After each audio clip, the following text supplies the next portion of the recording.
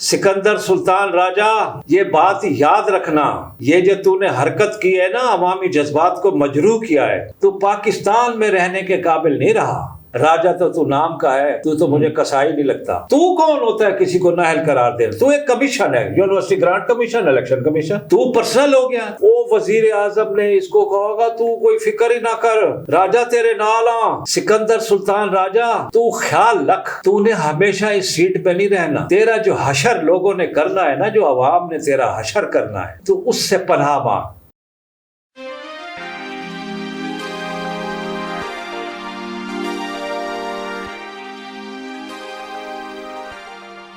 बिस्मिल्लाहिर्रहमानिर्रहीम। आज फिर हमारे मेहमान हैं इकबाल हुसैन लखवेरा साहब।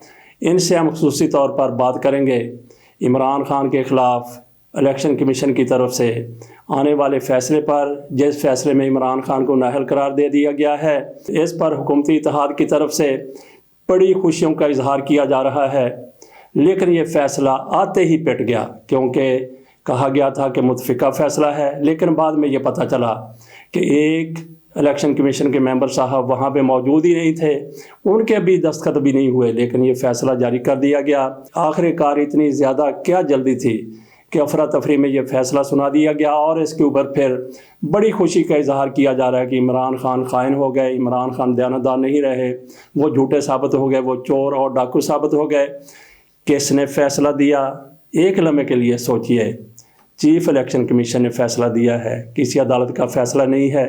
ये ऐसे ही फ़ैसला है जैसे राह चलते हुए कोई बंदा किसी को चोर कह दे, डाकू कह दे। जैसे ये सारे लोग इमरान खान को मिलकर चोर कह रहे हैं, डाकू कह रहे हैं, पहले भी कह रहे थे, अब भी कह रहे हैं, सिर्फ इसलिए कि इमरान खान ने इनको साबित किया है कि ये चोर हैं, ये डाकू हैं। तो नाजरीन, इकबाल हुसैन लखवेरा साहब से ये पूछने से पहले बताइए कि इस चीफ इलेक्शन कमिश्नर के पास कोई ऐसा इख्तियार है जिसके तहत इसने इतना बड़ा फ़ैसला कर दिया। पहले हम बात कर लेते हैं पाकिस्तान के लिए एक बहुत बड़ी खुशखबरी, वो ये है कि FATF के हवाले से पाकिस्तान का नाम ग्रे लिस्ट से निकाल दिया गया है। इस हवाले से एक शख्सियत का सबसे बड़ा किरदार है, वो उसके बाद दूसरों के किरदार आते हैं। आपके वहमो गुमान में भी नहीं होगा कि मैं किसका नाम लेने वाला हूँ। वो है हाफिज़ मोहम्मद सईद।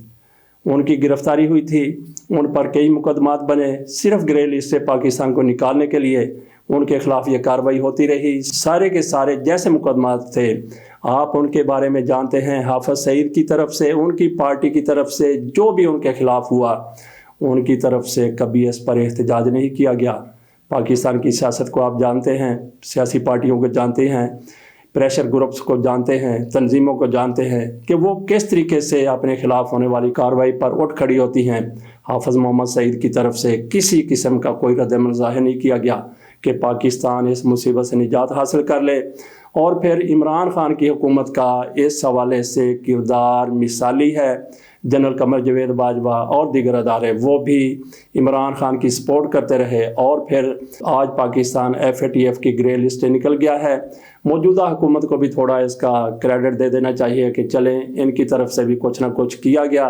कम अज़ कम इन्होंने फ़ैसला तो सुन लिया कि अच्छा फ़ैसला है, और उस पर तहसीन भी कर दी जनरल बाजवा साहब की। लेकिन इमरान खान के हवाले से बात करते हुए इनकी जान जाती है।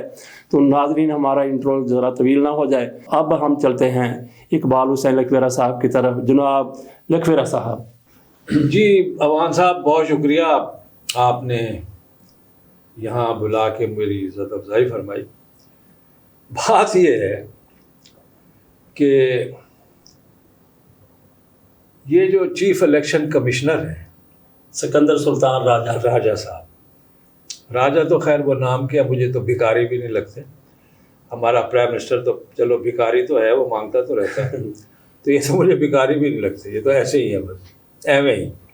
पंजाबी में कहते हैं कि वो एवं ही है। होता ये है सर कि आप ये देखें कि उसके पास तो ये अख्तियार ही नहीं है कि वो किसी को भी नाअहल करार दे, क्योंकि वो खुद नाअहल है। उसको पता ही नहीं अपने अख्तियारात का, तजावुज़ कर रहा है। बल्कि इसको तो सुप्रीम कोर्ट को सो मोटो एक्शन लेकर इसे इस सूट से ख़त्म करना चाहिए। अब इसकी मैं वजाहत करता हूँ। कमीशन है, ये कोई अदालत नहीं है, ये कोई जज नहीं है, یہ کوئی مجسٹریٹ نہیں ہے، یہ کوئی سیشن جج نہیں ہے، یہ کمشنر ہے۔ ایک کمیشن کو جو استعمال کرتا ہے اسے کمشنر کہتے ہیں، جیسے گاڑی کو جو استعمال کرتا ہے اسے ڈرائیور کہتے ہیں، یہ بھی ڈرائیور ہے۔ کمیشن کیا ہے؟ اب دیکھیے، آپ اس کی میں مزید وضاحت کرتا ہوں۔ الیکشن کمیشن، اب کمیشن بنائے جاتے ہیں مخصوص مقاصد کے لیے، ان سے مخصوص کام لیے جاتے ہیں اور اس میں مخصوص لوگ رکھے جاتے ہیں جو اس سے متعلق ہوتے ہیں۔ مثلا یونیورسٹی گرانٹ کمیشن۔ اب یونیورسٹی گرانٹ کمیشن کا مطلب یہ ہے کہ وہ یونیورسٹی کے گرانٹس کو دیکھے گا کہ کس یونیورسٹی میں زیادہ طالب علم ہیں، کس یونیورسٹی میں کم ہیں، کس یونیورسٹی کو کتنا دینا چاہیے، کس یونیورسٹی کو کتنا دینا چاہیے۔ وہ وائس چانسلر کو معطل نہیں کر سکتا، وہ کسی پروفیسر کو نااہل قرار نہیں دے سکتا۔ اسی طرح یہ الیکشن کمیشن ہے، اس کے پاس تو پاور ہی نہیں کہ کسی کو یہ نااہل قرار دے، بلکہ یہ تو ایسی بات ہے کہ میں درخواست کروں گا سپریم کورٹ سے کہ ان کے جو اب تک فیصلے آئے ہیں وہ قابل تعریف فیصلے آئے ہیں اور بڑے اچھے فیصلے آئے ہیں۔ اس کی اس نااہلی پہ جو اس نے یہ کی ہے کہ اپنے اختیارات کا غلط استعمال، تجاوز کیا، ایک ایسی پرسنالٹی، ایک ایسی شخصیت جو 4 گھنٹے مختلف اوقات میں 2 گھنٹے پہ ڈیوائڈ کر کے فلڈ ریلیف کے لیے چندہ مانگے اور 10 ارب روپیہ اکٹھا کر لے، اس کو یہ چند سینکڑوں کے لیے نااہل قرار دے رہا ہے۔ تو خود نااہل ہے۔ 20 ارب کیا ہے، 20 ارب کیا، سوری 20 ارب کیا، ایک میں 10 ارب، دوسرے میں 10۔ ہاں جی، اور تو خود نااہل ہے۔ جو آدمی، دیکھیں سر، اب یہ بات ہے عمران خان کی، بھٹو صاحب نے الیکشن میں بیک وقت 5 سیٹیں جیت کے اکیلے لڑے تھے وہ، تو انہوں نے ایک ریکارڈ قائم کیا تھا۔ عمران خان نے اس ریکارڈ کو بھی توڑ دیا، یہ 6 سیٹوں سے لڑا ہے اور 6 سے جیتا ہے، ایک سیٹ زیادہ جیت کے اس نے ریکارڈ قائم کیا ہے۔ وہ جو آدمی 6 سیٹیں بیک وقت جیتے، جو آدمی 4 گھنٹوں میں کتنے ارب، 20 ارب روپیہ اکٹھا کرے، اس کو تم کہہ رہے ہو نااہل ہے؟ تو خود نااہل ہے۔ سکندر سلطان راجہ، یہ بات یاد رکھنا، یہ جو تو نے حرکت کی ہے نا، عوامی جذبات کو مجروح کیا ہے۔ عدالت نے کہا تھا، سپریم کورٹ کے معتبر معزز محترم جج نے کہا تھا کہ الیکشن کمیشن کو یہ اختیار کس نے دیا ہے کہ وہ کسی کو نااہل قرار دے؟ تو کون ہوتا ہے کسی کو نااہل قرار دے؟ تو ایک کمیشن ہے، university grant commission, election commission. تو الیکشن پہ توجہ دے، الیکشن کی ضروریات پوری کر۔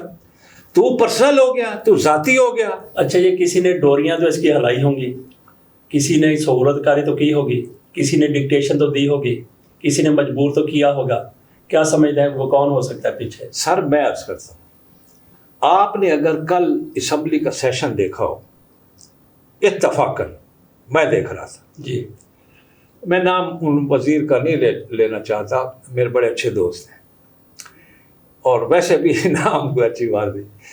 وہ وہاں تقریر کر رہے تھے اسمبلی کے فلور پہ، جس کا لب لباب میں بتاتا ہوں، وہ تو خیر انہوں نے بہت کچھ کہا۔ لب لباب یہ تھا کہ اداروں نے ہماری ہیلپ نہیں کی، کیونکہ ان کو پتہ تھا کہ کل کسی نے نااہل ہونا ہے، تو وہ پہلے سے کلیئر کر رہے تھے کہ ہماری کسی ادارے نے کوئی مدد نہیں کی۔ اور تم اداروں کی بھائی مدد کیوں لینا چاہ رہے ہو؟ تم عوام کی مدد لو، جس کام کے لیے تم آئے ہو تم لوگوں کی مدد لو۔ اداروں کی مدد کیا، ادارے کیا کریں کہ وہ تمہاری ہر بات مان لیں؟ اب دوستی نہ ہوتی تو میں کچھ اور کہتا، آدمی بھی معزز ہیں، محترم ہے میرے لیے۔ وہ کل ایک سٹیٹمنٹ دے رہے تھے باہر نکل کے، پھر اخبار والوں کو بتا رہے کہ جی ہمارے ساتھ اداروں نے کوئی تعاون نہیں کیا، تاکہ وہ یہ ثابت کر سکیں جو آج فیصلہ آنا تھا اس میں ہمارا کوئی دخل نہیں۔ وہ سارا دخل تو اسی امپورٹڈ رجیم کا ہے۔ اب وزیر اعظم جس کو پروٹوکول ہی نہیں آتا، انٹرنیشنل پروٹوکول سے نابلد وزیر اعظم، دنیا بھر میں جس کا نام بھکاری وزیر اعظم رکھ دیا گیا، وہ وزیر اعظم نے اس کو کہا ہوگا تو کوئی فکر ہی نہ کر راجا تیرے نال تو اپنے نال نہیں تو وہ نال کی ہوئے گا تو اپنے نال نہیں ہے تو وہ نال تو کی ہوئے گا. تو آنا الیکشن میں یار 13 پارٹیاں ظلم خدا کا وہ تم تو زیرو. اچھا ان کے پاس اختیار ہے یا نہیں ہے, لیکن انہوں نے اختیار استعمال کر لیا, عمران خان کو نااہل قرار دے دیا, اس کے بعد ان کی نااہلی کے حوالے سے کارروائی شروع ہو گئی. تو آگے معاملہ کس طرف جاتا ہوا آپ کا نظر آ رہا ہے؟ سر دیکھیں عدالت میں کیونکہ اب کیس ہو چکا ہے, انہوں نے اپیل دائر کر دی ہے. اب صورتحال یہ ہے کہ عدالتیں ہماری بڑی زیرک قسم کے فیصلے کرتی ہیں. ان کو عوامی مفادات کا بھی خیال رہتا ہے اور قانون اور آئین کا بھی خیال رہتا ہے. وہ کہیں بھی کوئی تجاوز نہیں کرتے.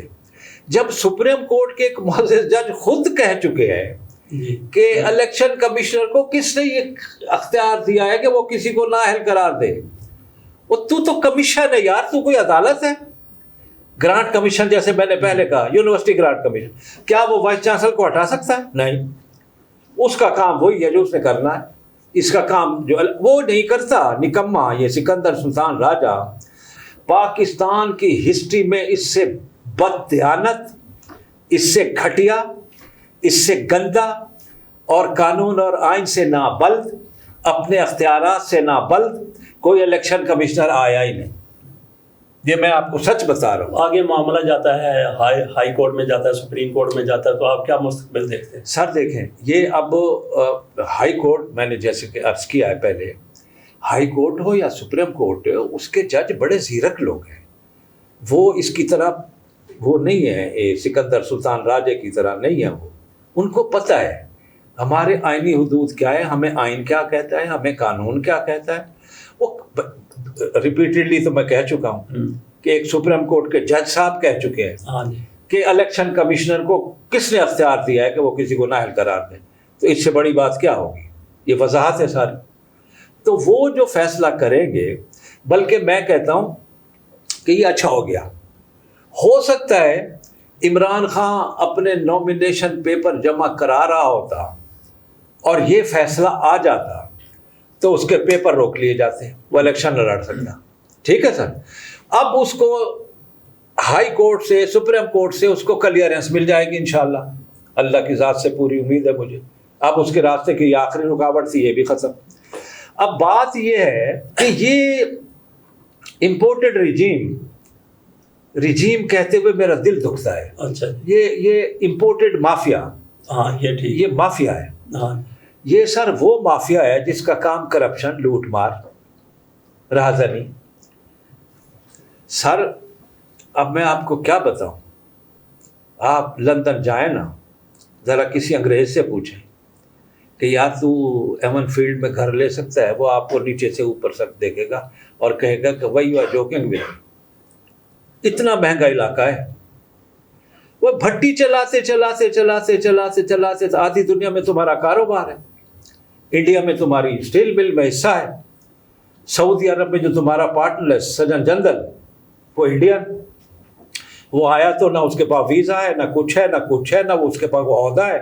وہ جناب وزیر اعظم ہاؤس میں ٹھہرتا ہے, وزیر اعظم سے ملتا ہے, کیونکہ کاروباری اس کا پارٹنر ہے. اچھا, وہ چکر آپ ہمیں چند منٹوں میں بتا دیجئے کہ آپ گھڑی لے پہن کے نواز شریف صاحب سے ملے تھے, وہ تھوڑا سا واقعہ.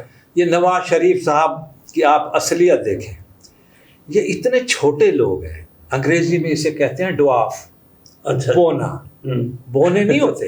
یہ چھوٹا آدمی کہنا میں ہے, کوٹو سے بھی چھوٹا, وہ جو نیچے سے ایسی بس کہیں سے نظر آ رہا ہو. ہاں یہ وہ ہم بچپن میں گٹ مٹھیا سنا کرتے تھے, وہی کنویں سے پانی نکال رہے تھے, گٹ مٹھیا نکل آیا. بھائی یہ وہی گٹ مٹھی ہیں. اچھا ٹھیک ہے نا سر. اب سنیں, یہ چھوٹے لوگ تھے, لوہا کوٹتے انہوں نے بے ایمانی کو اپنا ذریعہ بنایا, لوٹنگ کو اپنا ذریعہ بنایا, کرپشن کو اپنا ذریعہ بنایا ہے سر. اب مجھے بتائیں 22,000 پاؤنڈ نواز شریف کی صاحبزادی کے وہ جو چہرے کا وہ کراتے ہیں نا خواتین, اچھا, وہ سرکاری خرچے پہ ہوا تھا. ٹھیک ہے. انہوں نے تو لوٹ مار بچائی ہوئی تھی. انہوں نے سمجھا ہوا تھا ایکسچیکر نہیں ہے, یہ گورنمنٹ کا پیسہ نہیں ہے, پبلک کا نہیں ہے, ہماری ملکیت ہے. اور یہاں جو لاہور میں میں بھی لاہوری ہوں، یہ بھی لاہوری ہیں، یہ جو تقریریں کرتے تھے میں یوں کر دوں گا، جیسے پتہ نہیں کوئی گاما پہلوان آ گیا یا کون آ گیا. وہ کہاں گیا بھائی تو شہباز شریف؟ وہ تیرے نعرے کہ میں زرداری کو سڑکوں پہ گھسیٹوں گا. اب ان کا میں آپ کو ایک بہترین واقعہ سناتا ہوں. ہاں جی. اب جیسے میں نے یہ گھڑی پہنی ہوئی، یہ میں یوں کروں گا تو یہ لشکارہ مارے گی، ہاں جی. ٹھیک ہے، اور اگر اس میں ہیرے جڑے ہوں تو یہ اور لشکارہ مارے گی، کیونکہ وہ ہیروں پہ روشنی پڑے تو چمکتے ہیں وہ. اچھا، ایک دفعہ یہ دبئی آئے تو میرے ایک دوست تھے، ان کا نام میں نہیں لیتا. اچھا. ان کے کلاس فیلو تھے یہ نواز شریف صاحب کے. تو انہوں نے کہا یار تو نے تو جانا ہی ہے اخبار کی کوریج کے لیے. وہ مقامی اخبار میں بھی تھا اور یہ جنگ کا بھی تھا اور جیو بھی وجہ سب. تو نے تو جانا ہی ہے، تو ہم الگ الگ کیوں جائیں، ہم اکٹھے جائیں گے. ٹھیک ہے. تو نواز شریف میرا کلاس فیلو ہے، میں اسے مل لوں گا، تو کوئی آف دا ریکارڈ بھی بات پوچھ لینا، جو وہ کہے گا وہ تو الگ ہے، آف دا ریکارڈ بھی کوئی بات پوچھ لینا. ٹھیک ہے جی. میرے اخبار نویس کے آپ کو پتہ ہے ایکسکلوسیو بڑا اہم ہوتا ہے. ہاں جی. تو میں اس کے ساتھ چلا گیا. راستے میں وہ مجھے کہتا ہے اقبال یار ہم اپنی گھڑیاں تبدیل کر لیں. میں بڑا حیران ہوا کہ کیا اچانک گھڑیاں تبدیل کر لیں. میں نے کہا بھائی میری گھڑی ہے لانگجینس، تمہاری ہے رولیکس. میری گھڑی کم قیمت والی ہے، تمہاری بہت قیمتی گھڑی ہے، کیوں مجھے کیوں دینا چاہ رہے ہو؟ اس نے کہا میں دینا نہیں چاہ رہا، میں صرف عارضی طور پہ بدلنا چاہتا ہوں. اچھا. تو میری پہن لے، میں آپ کی پہن. میں نے کہا وہ کیوں؟ یعنی اس کی وجہ بتا نا بھائی کیوں آخر تجھے موٹر چلاتے چلاتے یہ خیال کیسے آیا؟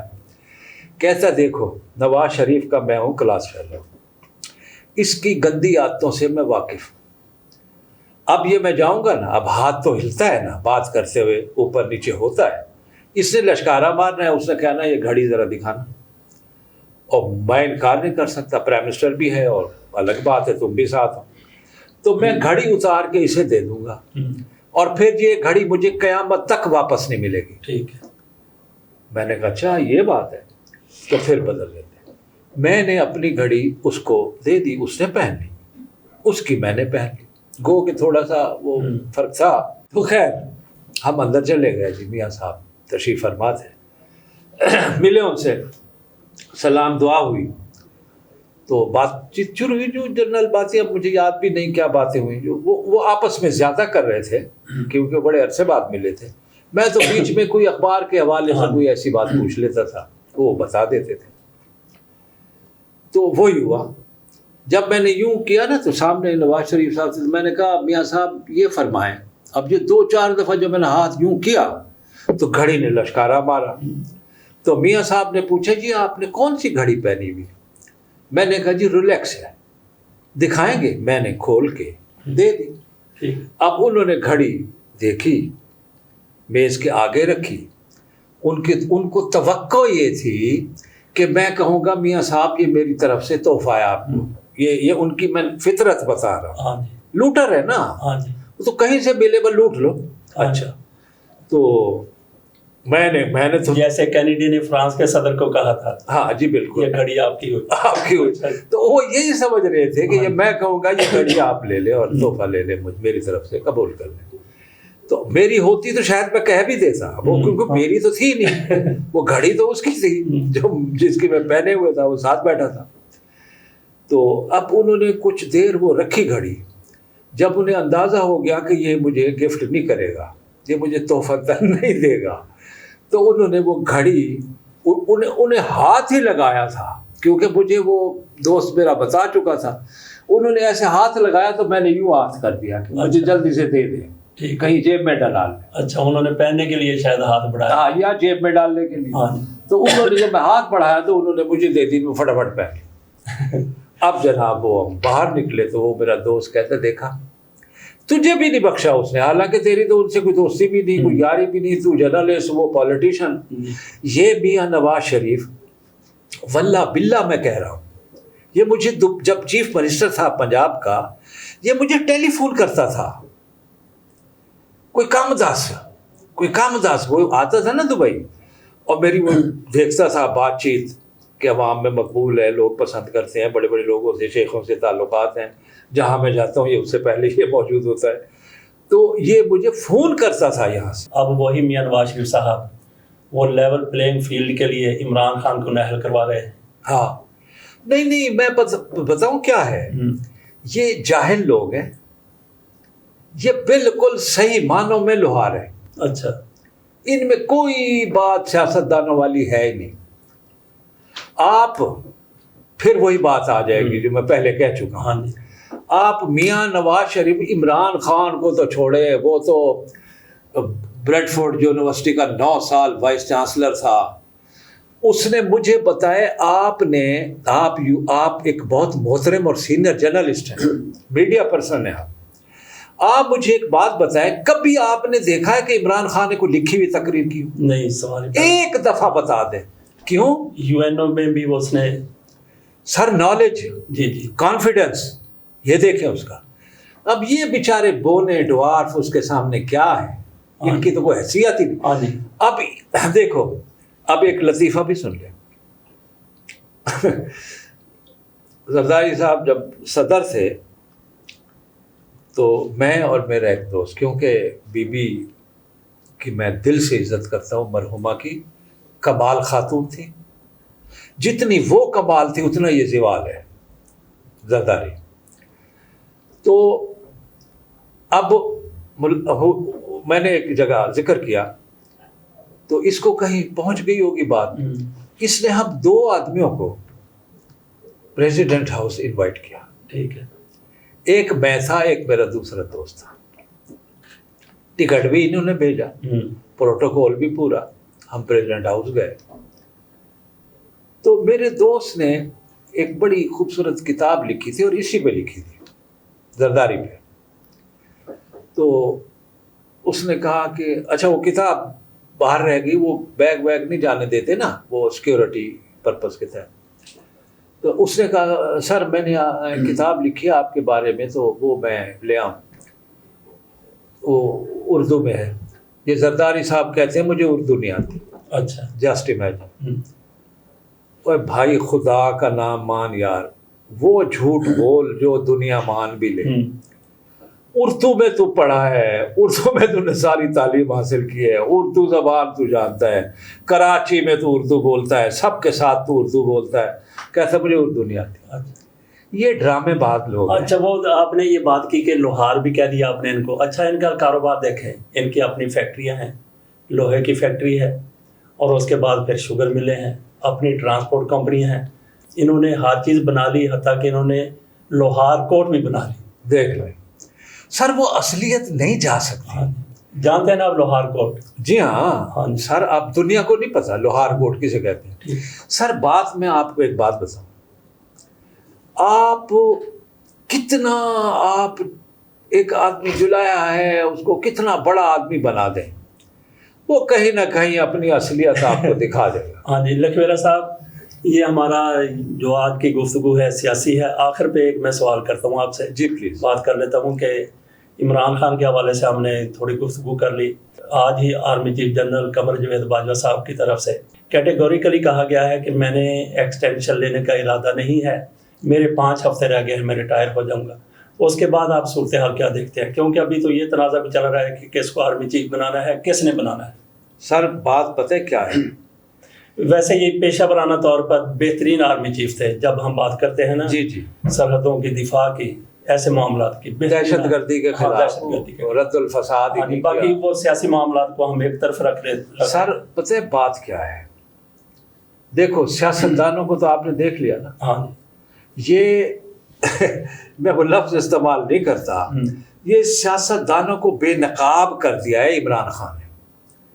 اور فوج جو آتی تھی نا, انہی کی نااہلی کی وجہ سے, ان کی غلط حرکتوں کی وجہ سے, ان کی لوٹ کی وجہ سے, ان کی لوٹ مار کی وجہ سے آتی تھی. ان کو تو ملک کا عزیز ہے نا سر. مجھے ایک بات بتائیں, خدا نہ خواستہ کل جنگ ہو جائے, آپ اور میں جائیں گے؟ نہیں, فوجی جائے گا. بالکل. دنیا کی فوجی شامل اس فوج میں اس لیے ہوتا ہے تنخواہ کے لیے, بینیفٹس کے لیے. ہمارا فوجی سینے پہ ہاتھ مار کے شامل اس لیے ہوتا ہے شہادت کے لیے. بالکل صحیح. فلڈ آئے تو فوج، زلزلہ آئے تو فوج، کوئی اور ایمرجنسی آ جائے تو فوج. جب سیاستدان گند مار، اب دیکھنا پوری سیاست اس 13 پارٹیاں 14 جو بھی پارٹیاں ان میں شامل ہیں نا سارے، یہ مکمل پاکستان کی سیاست ہے. اب ان کو بات کرنے کی تمیز نہیں ہے. دیکھیں سیاست ایک ایسا شائستہ پیشہ تھا. سردار عبدالرب نشتر، لیاقت علی خان، ان کی آپ گفتگو سنیں، خواجہ ناظم الدین، حسین شہید سہروردی، مخالفت کرنے میں بھی وہ ادب و آداب کا اتنا احترام اور خیال رکھتے تھے. انہوں نے سیاست کو گند مار دیا نا سر. سائیکل کے پنچر لگانے والا اسحاق ڈار وزیر خزانہ، وہ مونچھوں کو زور دے کہ انٹیریئر منسٹر کو کہنا ہی توہین ہے، انفیریئر منسٹر ہے سر. اور وہ چلے شکر ہے وہ ہٹا دیا انہوں نے، وہ جاہل، وہ کیا وزیر خزانہ جو تھا، اچھا مفتہ، وہ مفتہ تھا، مفتہ تھا وہ اس وقت. اب اچھا اس کی جگہ جو آیا ہے وہ ڈاکو آ گیا ہے، اس کا باپ، اس کا دادا اب تو پھر تھوڑا چھوٹا ہوگا، دادا آ گیا اس کا. وہ آتے ہی اس نے وہ عارضی طور پہ تھوڑا سا ڈالر نیچے کر کے پھر اوپر جا رہا ہے. یہ سر دیکھیں میں آپ کو ایک بات بتاؤں، یہ عمران خان کلیئر ہو جائے گا. سکندر سلطان راجہ تو خیال رکھ، تو نے ہمیشہ اس سیٹ پہ نہیں رہنا.